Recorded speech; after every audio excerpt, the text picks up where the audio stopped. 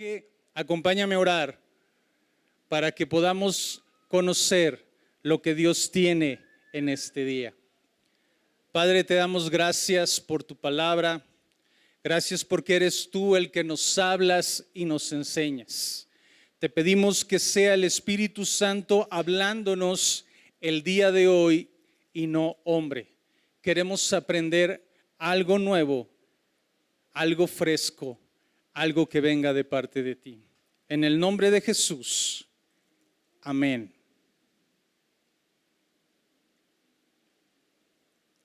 Hemos estado viendo semanas pasadas lo que es la resurrección, la muerte y resurrección de Cristo, ¿verdad? Y hemos estado aprendiendo sobre el amor ágape. Espero que lo estemos poniendo en práctica, que estemos haciendo las cosas de manera correcta. Y después de la resurrección, ¿qué es lo que pasa? ¿Qué es lo que viene? En muchas ocasiones, como que no sabemos, como que no ponemos atención a las cosas. Pero en Lucas 2 podemos ver que Jesús estuvo, después de su resurrección, 40 días apareciéndose a sus discípulos, a su gente, pasando tiempos con ellos y enseñándoles todavía algunas cosas más, cosas extras que a veces se nos olvida. Y esas enseñanzas no solamente fueron para los discípulos, para los apóstoles. Esas enseñanzas también son para nosotros. Y es algo que tú y yo tenemos que poner mucha atención. Y en Mateo 28, versículo 16 al 20, vamos a centrar nuestra enseñanza del día de hoy.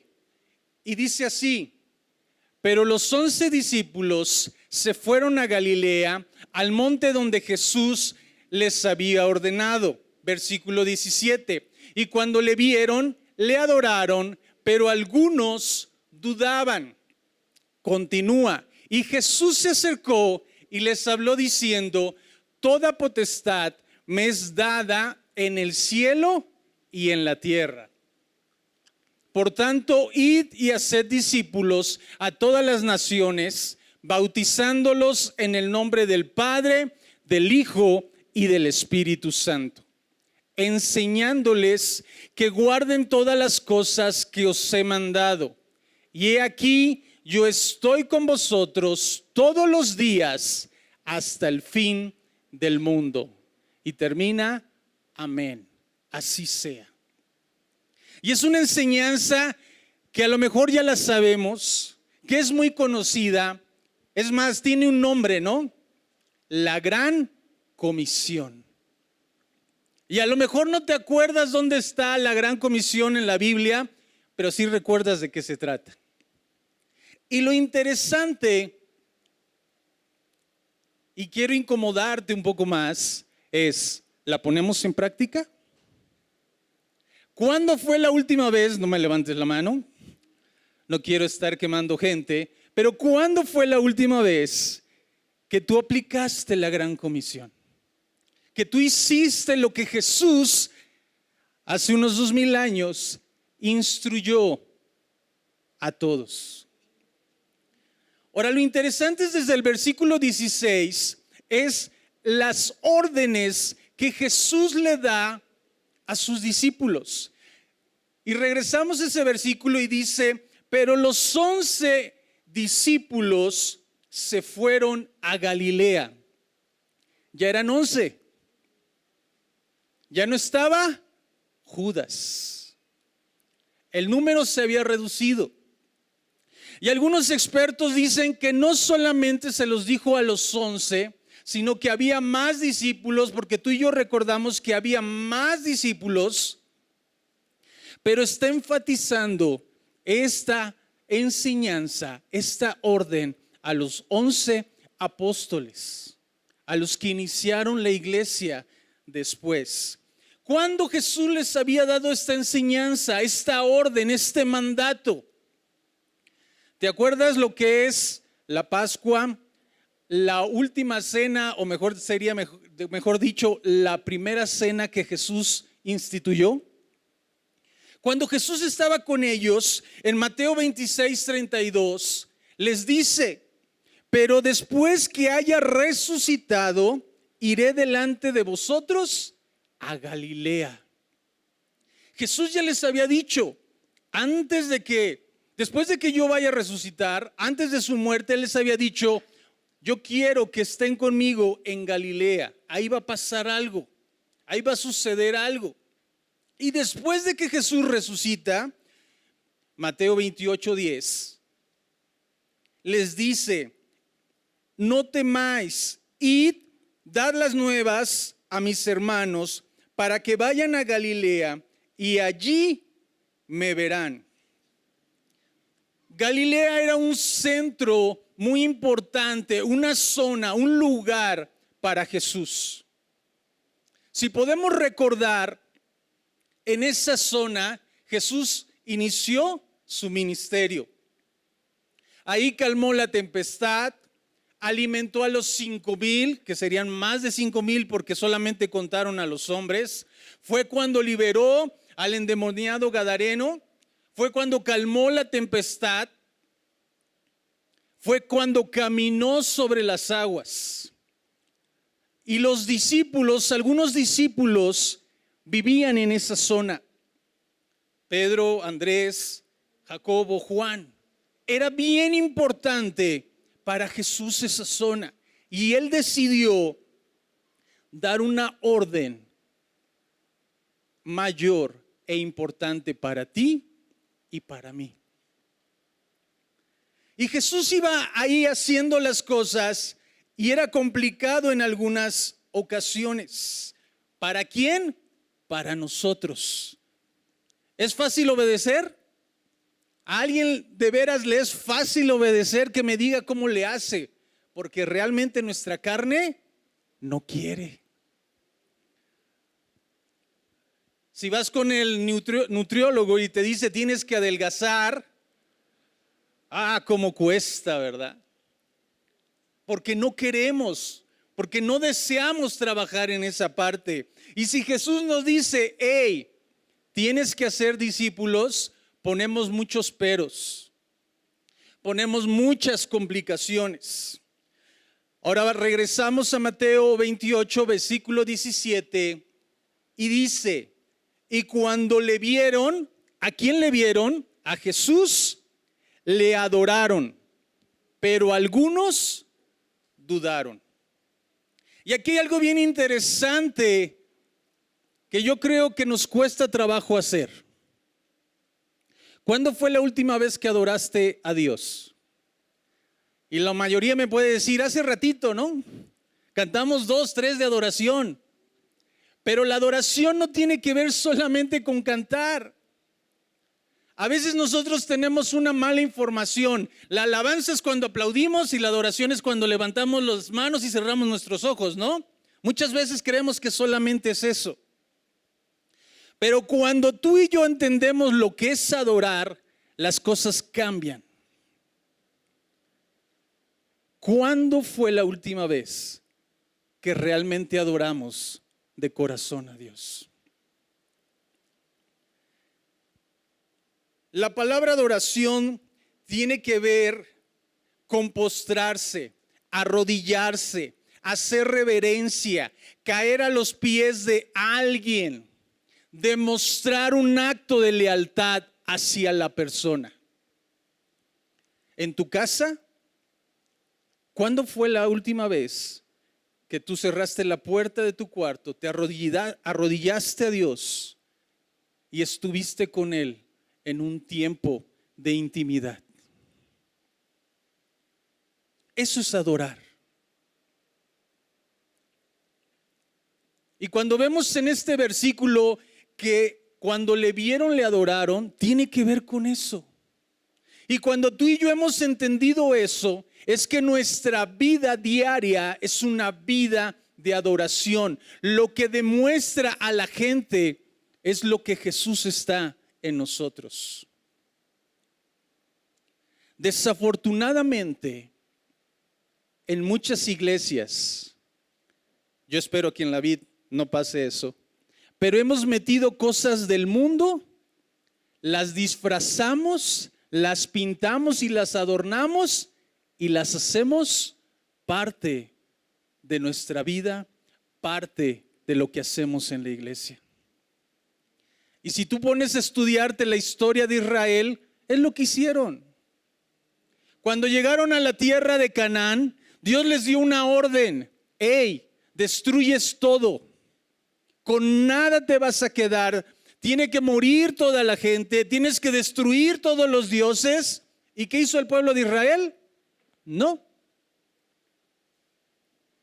Y cada vez que se levantaba un nuevo juez, un nuevo profeta, un nuevo rey que buscaba de Dios, ¿con qué batallaban? Con las cosas que el pueblo de Israel había hecho suyas. ¿Qué cosas has hecho tuyas que realmente no deberían de ser? Tenemos que tener cuidado, porque aquí dice que le adoraron. Y luego una parte adelante dice, algunos dudaban. ¿Cuántas veces hemos dudado de Dios? Nos cuesta trabajo creerle, ¿no? Cuando estás llegando a la quincena, ir rayando y ya no tienes economía, y Dios te habla de ofrendar, de dar, de bendecir, dices, ay, mejor no. No es Dios el que me está hablando, es el diablo que me está tentando, ¿no? La duda es algo que desafortunadamente está en nuestra vida y tenemos que quitarla. La duda no adora a Dios. La duda me impide que yo adore a Dios. Hay un dicho muy común que usamos, ¿no? Como Santo Tomás, ¿no? Como Tomasito. Hasta no ver, no creer. Pero creo que realmente nosotros somos más incrédulos que Tomás. Al pobre lo usamos como ejemplo y lo balconeamos. Pero ¿cuántas veces yo he dudado más que él? Y nadie lo sabe más que Dios, ¿no? Versículo 18. Y Jesús se acercó y les habló diciendo, toda potestad me es dada en el cielo y en la tierra. Y este versículo tiene que ver con el que acabamos de leer. ¿Cuántas veces hemos dudado que Dios es poderoso?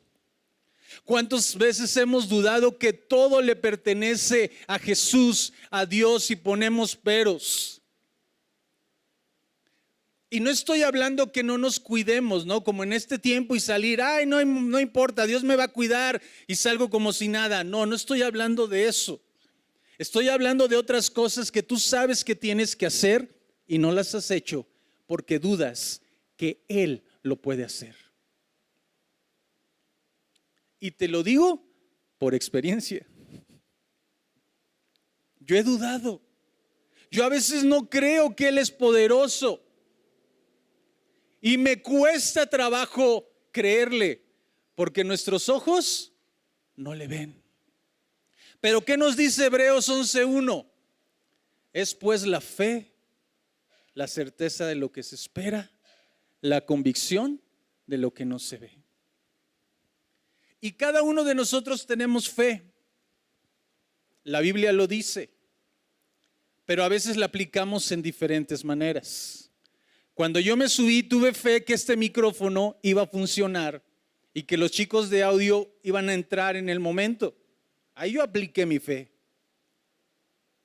Cuando tú llegaste y te sentaste, no revisaste si la silla te iba a aguantar, ¿o sí? Tú llegaste y te sentaste. Y gracias a que las sillas están buenas, no diste el azotón. Eso es fe. ¿La estamos aplicando? Sí, pero en diferentes lugares o en diferentes personas. Y tenemos que entender que Jesús que fue humillado hasta lo sumo, Jesús Dios se despojó de todo y vino a ser como tú y como yo, hombre. Después de su muerte y su resurrección, Jesús fue elevado por el Padre y fue entronado. Se le regresó su divinidad, la gloria. Y como dice el versículo, todo está bajo Él. ¿Podemos reconocer eso o todavía tenemos duda? Ay, cómo me cuesta creer en Jesús. Cómo me cuesta creer que puede hacerlo. Apúntalo y en casa lee Filipenses 2 del 9 al 11. Y ahí vas a encontrar cómo el Padre le da toda autoridad al Hijo. Y la gran comisión está basada no en tu poder, no en lo que tú puedas hacer, no en cómo yo pueda hacer las cosas, sino en el poderío de ¿quién? De Jesús. Tenemos que entender. Y cuando tú empieces a estudiar estos versículos, cuando tú entiendes que adorarle es exaltarle, es bendecirle, es no más yo sino tú, las cosas empiezan a agarrar sentido. Y vamos avanzando. Versículo 19 de Mateo 28.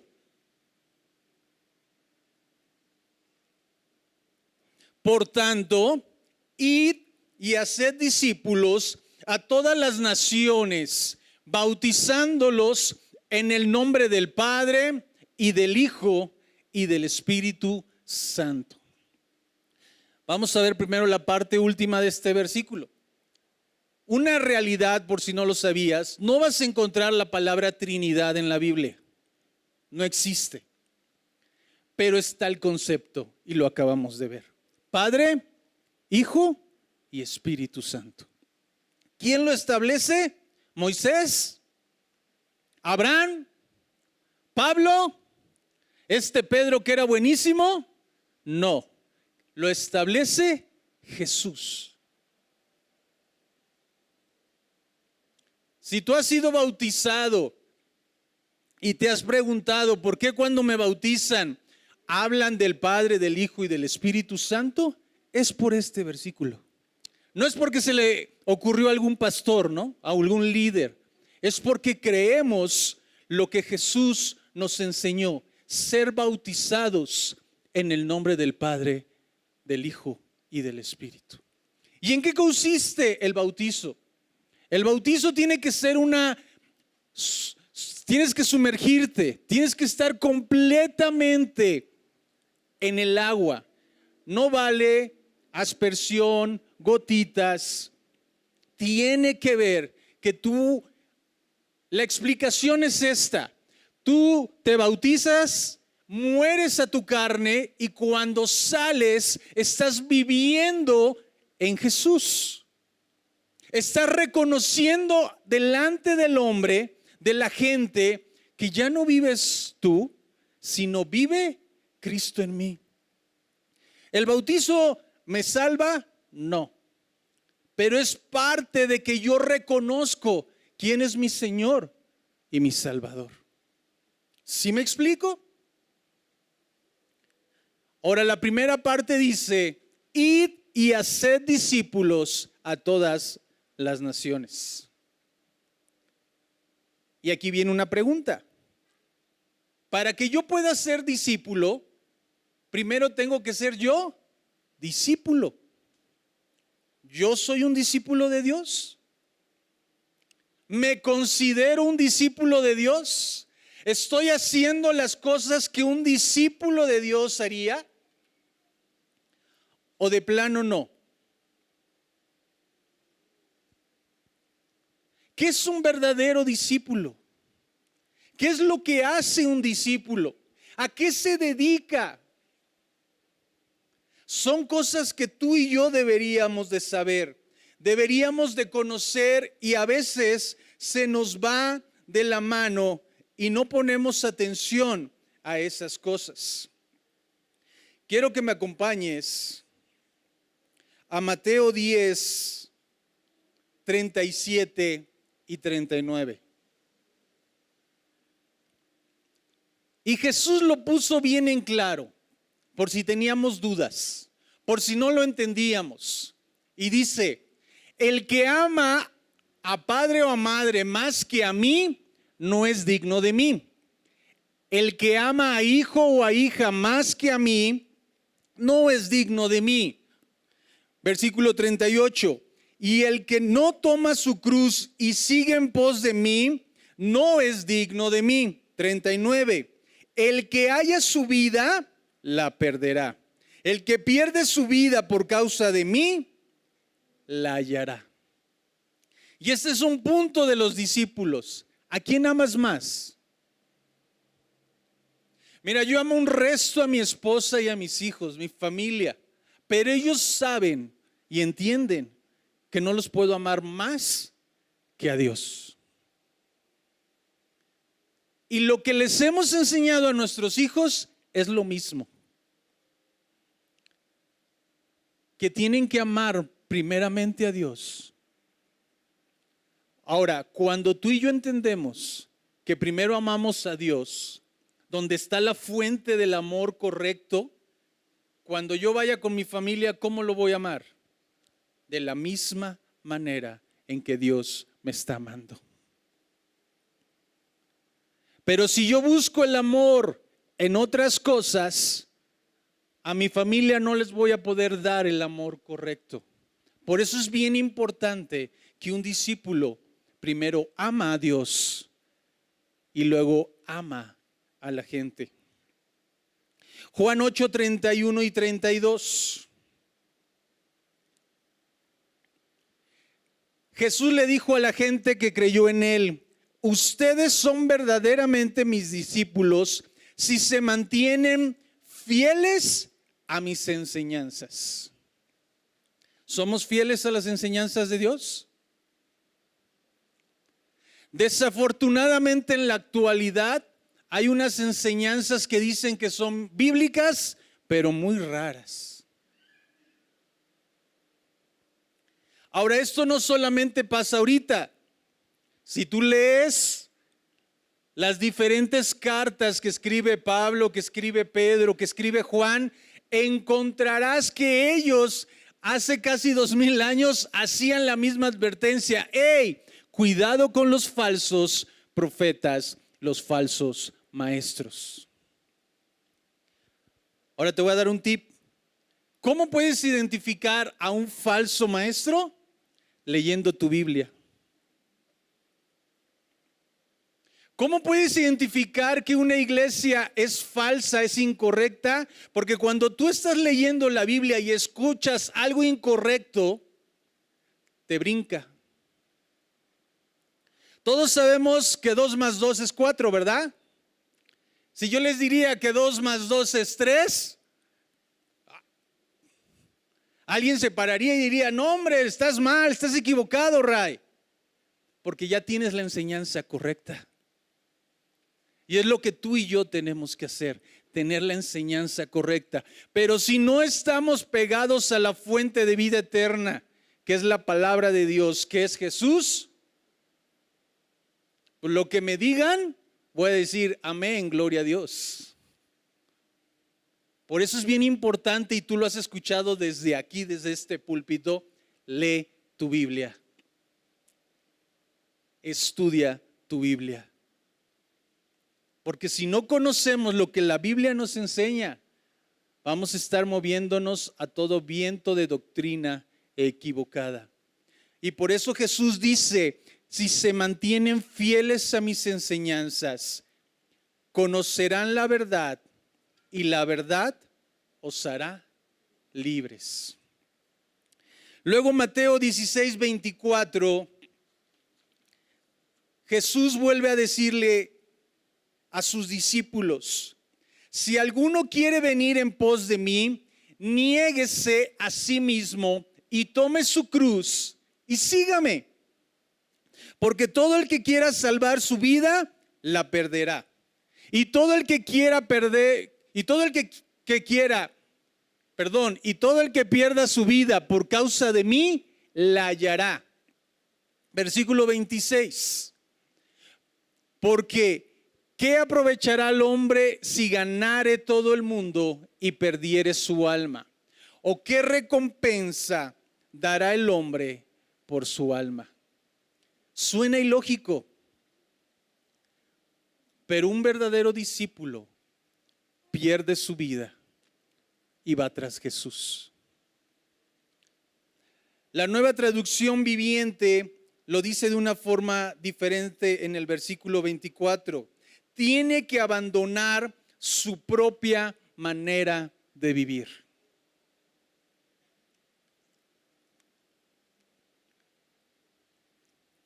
¿Cuántos de nosotros hemos reconocido a Jesús como nuestro Señor y Salvador? La palabra Señor en hebreo es Adonai. Y es bien interesante porque a veces nosotros no la entendemos. Pero está diciendo que Él es el dueño, yo soy esclavo. Él es mi Señor, yo soy siervo. Él dice, yo obedezco. Entonces, si tú has reconocido a Jesús como tu Señor, estamos diciendo que ya no vivo yo, vive Él. Ese es un verdadero discípulo. Y para que tú y yo podamos enseñarle correctamente a la gente, ¿qué tenemos que hacer? Ser verdaderos discípulos. Conocer su palabra. A mí me encanta leer el Evangelio de Jesús. Y el Evangelio de Jesús tiene 4 escritores: Marcos, Mateo, Lucas y Juan. Y vas a encontrar cada cosa tan interesante en el Evangelio de Jesús cuando tú lo lees. Pero ¿sabes una cosa? El Evangelio de Jesús lo entiendes mejor cuando lees toda la Biblia. En este año, ¿te propusiste leer la Biblia aunque sea una vez? ¿Estás leyendo tu Biblia? ¿De qué te estás llenando? Un discípulo no puede ir a enseñar a otro discípulo de Dios si no se está llenando de Dios. Pero qué tal buenas están ahorita las series, ¿no? Y esas plataformas que dan muchas ofertas para que nos enganchen y veamos series y películas que no nos edifican en nada, pero nos mantienen pegados a la tele. Yo puedo asegurar que si sacamos una plataforma donde va a haber pláticas y enseñanzas, aunque sea gratis, no va a haber suscriptores. Porque no nos gusta, porque no nos atrae, porque no parece bonito, porque no tiene luces y colores. ¿Sabes qué? La Biblia no necesita nada para venderse. La Biblia está y es decisión tuya y mía si la tomamos o no la tomamos. ¿Quieres ser un verdadero discípulo? ¿Quieres realmente cumplir lo que Dios está enseñando? ¿Soy discípulo o no soy discípulo? Hay 3 ejes en la vid. ¿Se lo saben? ¿Cuáles son? A ver, quiero escucharlos. Como que no se entiende, ¿verdad? No se animan y no lo sabemos. Amar.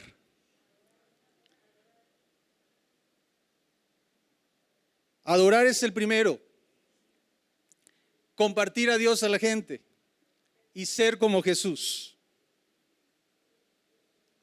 ¿Los estamos viviendo? ¿Los estamos llevando a cabo? ¿Soy un verdadero discípulo o no? Y yo quiero que pienses en esto.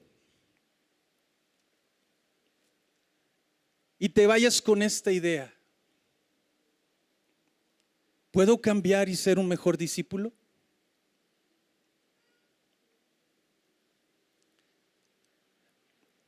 Es que no lo he hecho, es que he fallado, es que he caído y he pecado. No te preocupes, voltea a Dios, pídele perdón y avanza a donde Él te quiere.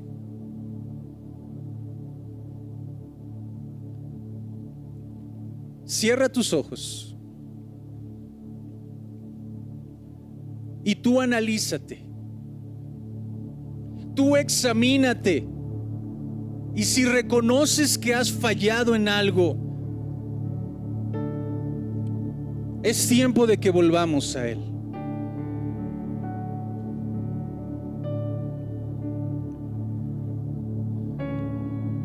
Padre, perdónanos porque hemos fallado, porque no hemos sido verdaderamente tus discípulos. Ayúdanos a alinearnos conforme a tu palabra. Ayúdanos a alinearnos conforme a lo que tú quieres que hagamos en nuestra vida. Que realmente podamos morir a nuestros anhelos y nuestros deseos. Espíritu Santo, necesitamos que nos ayudes. Si tú realmente quieres avanzar y ser un mejor discípulo, tú ahí díselo.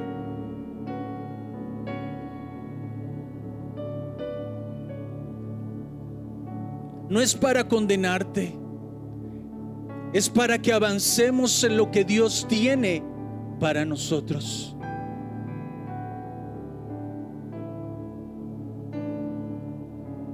Padre, anhelamos ser unos verdaderos discípulos y pedimos que el Espíritu Santo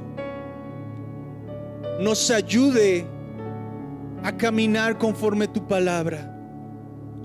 Incomódanos cuando fallemos, ayúdanos a levantarnos cuando caigamos, y que nunca olvidemos que tú estás para que nosotros podamos avanzar mejor en tu palabra. Te necesitamos, Espíritu Santo. Te necesitamos, Dios.